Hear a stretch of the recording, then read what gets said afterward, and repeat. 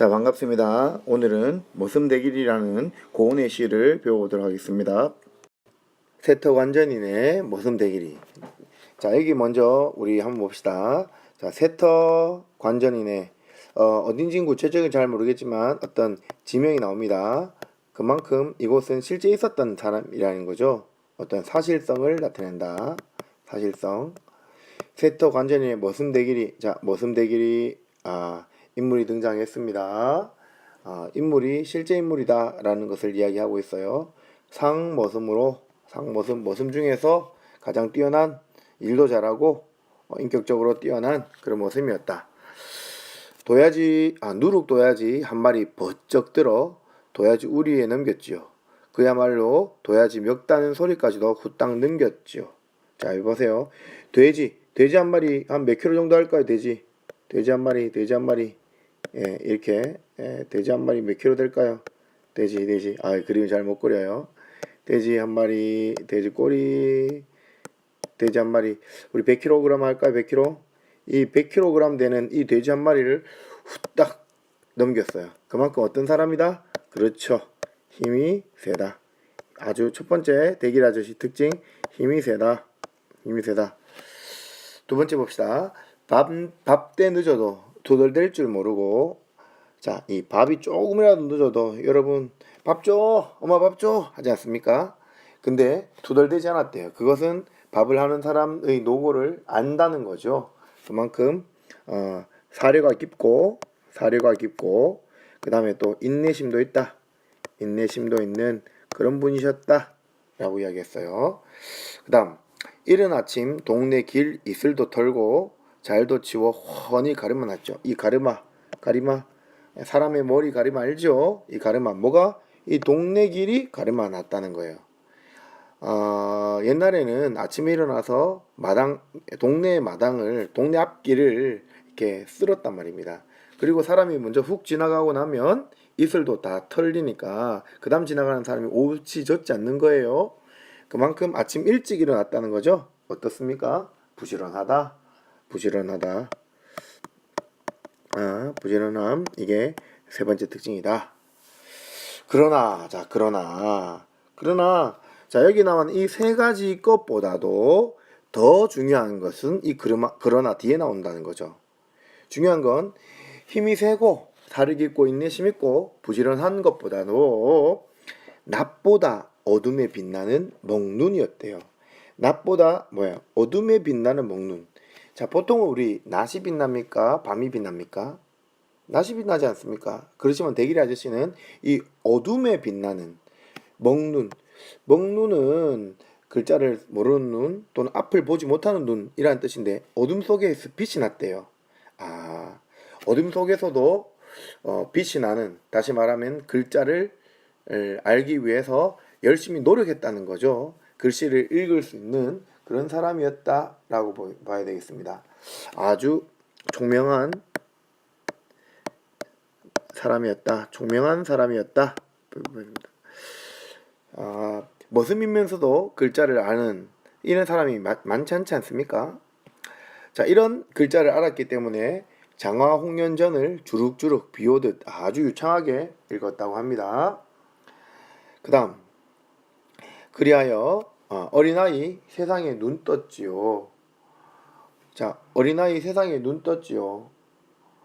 일제 36년 지나간 뒤 가가교교 아는 놈은 나밖에 없었지요. 자, 어린아이가 세상에 눈 떴어. 어린아이. 이 어린아이가 누굽니까? 예, 그렇죠. 시적 화자겠죠. 화자. 그래서 일제 36년 지나간 뒤에 가가교교, 이 한글.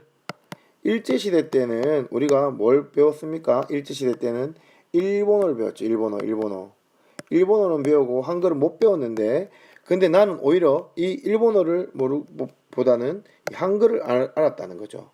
누구 때문에? 이 나밖에 알게 된 것은 누구 때문에? 그렇죠. 누구 때문에? 이 대길이 아저씨 때문에 그렇다. 대길이 아저씨한테 한글을 배웠답니다. 자, 대길이 아저씨는 또 어떻다? 나에게 뭐예요? 한글을 가르쳐 주었다. 이렇게 정리하면 되겠죠. 자, 그 다음 가봅시다.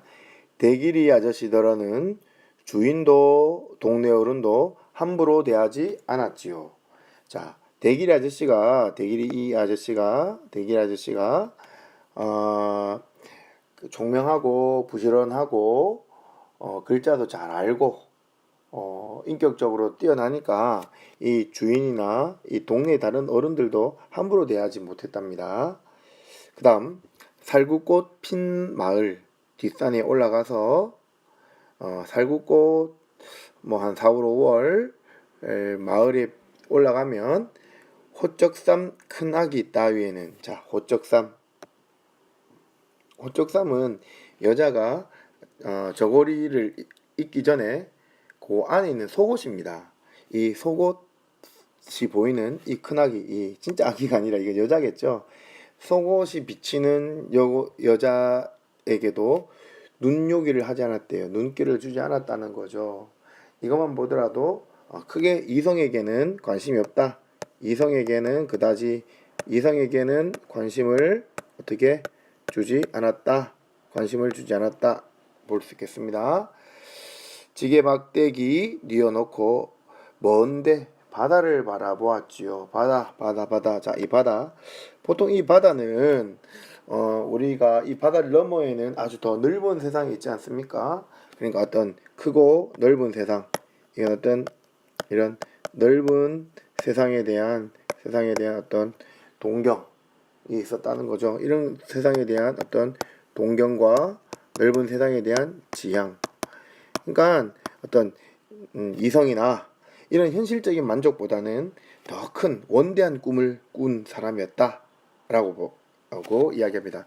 그것 때문에 결국 나도 이런 대길 아저씨 때문에 어떻게 했다?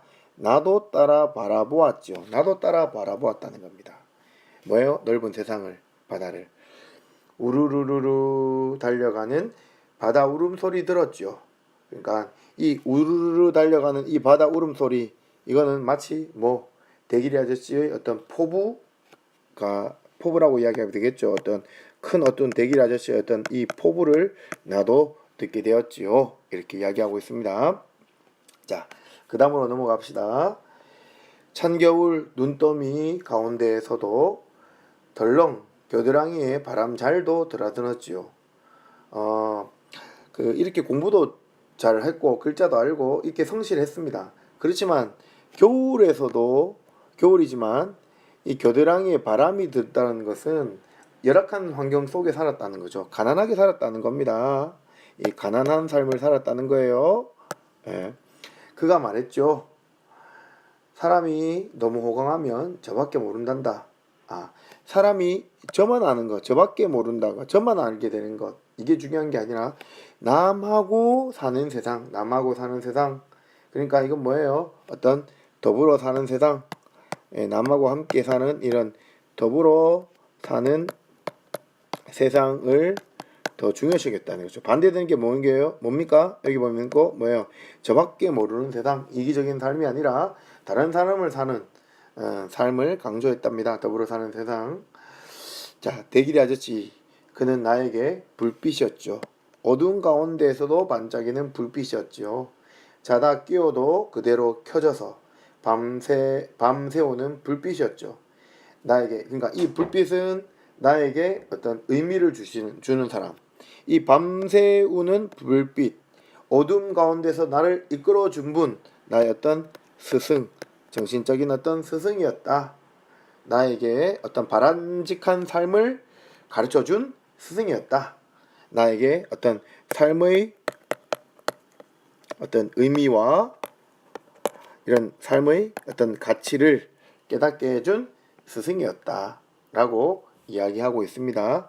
대길이 아저씨가 가장 중요시 여기는 가치는 어떤 남과 더불어 사는 세상, 자기만 아는 세상이 아닌 남과 함께 사는 더불어 사는 세상이었다고 정리할 수 있겠습니다. 자, 이제 우리 대길이의 어떤 특징을 한번 정리 한번 해보십시다. 어떤 책에 있는 것을 선생님이 스캔했습니다.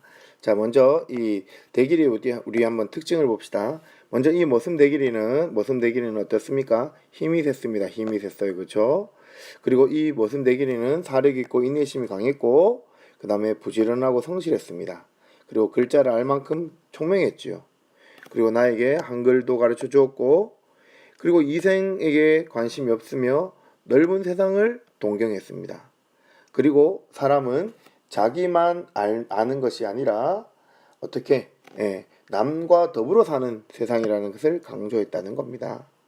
그래서 이런 머슴대길이의 이런 바람직한 삶, 그러니까 이 더불어 사는 삶이 고운 시인이 생각하는 바람직하고 가치 있는 삶이라고 생각합니다. 그렇기 때문에 고은은 이런 머슴대기를 통해서 뭐다? 불빛, 나에게 어떤 불빛 같은 사람이었다. 불빛. 그래서 어둠 속에서도 밝게 빛나는 진정한 스승이었다. 이렇게 이야기하고 있는 것 같습니다.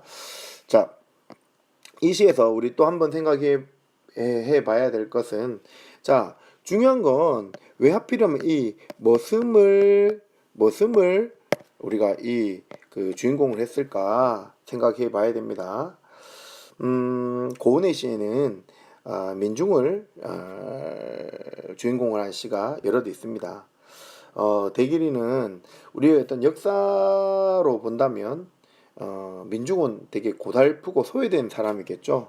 머슴은 어떤 소외된 사람, 소외되고 어떤 고달픈 삶을 살았습니다. 그런데 이런 소외와 고달픈 삶을 살면 불평과 비판이 많아야 되겠죠. 그렇지만 이런 소외되고 고달픈 삶을 머슴대길이는 어떻습니까? 어떤 긍정하면서 아주 이렇게 밝은 이미지로 이겨내려고 하죠. 그렇죠. 이걸 극복하려는 그런 힘을 가지고 있습니다. 그러니까 이 극복하는 힘을 가지고 있는 건강한 존재라는 것이죠. 그리고 또 우리 머슴은 되게 이 천대받으면서도 다른 사람을 왜 희생하는 존재 아닙니까? 다른 사람을 희생하고 헌신하는 이런 존재가 머슴 아닙니까? 그러니까 다른 사람을 위해서 희생하고 헌신하는 것은 아주 뛰어난 어떤 인격을 지니고 있는 사람이다. 그렇기 때문에 이것은 아까도 얘기했지만 뭐예요? 어떤 더불어 사는 삶, 더불어 사는 어떤 삶을 실천하는 사람이다. 그렇기 때문에 머슴을 소재로 하면 훨씬 더 큰 효과가 있지 않을까. 그 다음 또 하나는 결국에는 고은이 생각하기에 우리의 이런 민족의 역사는 어떤 사람에 의해서 이런 머슴과 같은 이런 다른 사람을 섬기고 다른 사람에게 이렇게 희생하는 또는 소외되고 고달픈 삶을 극복하는 이런 민중의 힘에 의해서 움직이고 있는 것이 아닌가. 다시 말하면 이건 어떤 민중의 어떤 힘, 생명력에 의해서 역사가 발전한다 라고 생각하는 것 같습니다. 그래서 머슴을 소재로 했다 라고 정리하면 되겠습니다. 자, 마지막으로 정리하겠습니다. 이 시는 이 시의 화자는 머슴대길이와 보낸 지난 세월을 어떻게 하고 있다? 회상하고 있다.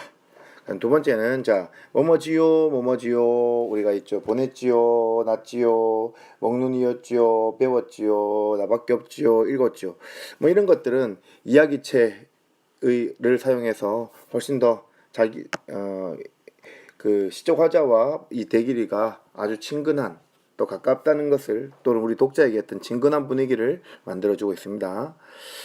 이 시에서 나오는 이 대길이는 순환을 이겨내는 어떤 건강하고 민중적인 삶을 살아가는 그런 인물이다.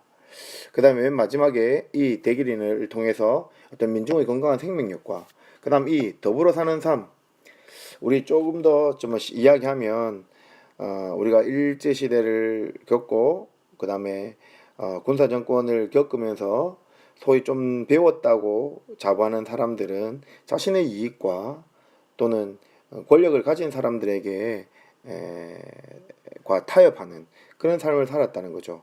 그렇지만 민중들은 순환을 이겨내고 또 군사 독재 정권들과 저항하면서 그러면 순수함을 지켰다는 거죠. 그런 이런 민중의 순수한 힘과 민중의 어떤 강한 생명력 이런 것들을 강조하고 있는 시가 바로 우리 머슴대길이라는 시다 이렇게 볼 수 있겠습니다. 예, 오늘 여기까지 하겠습니다.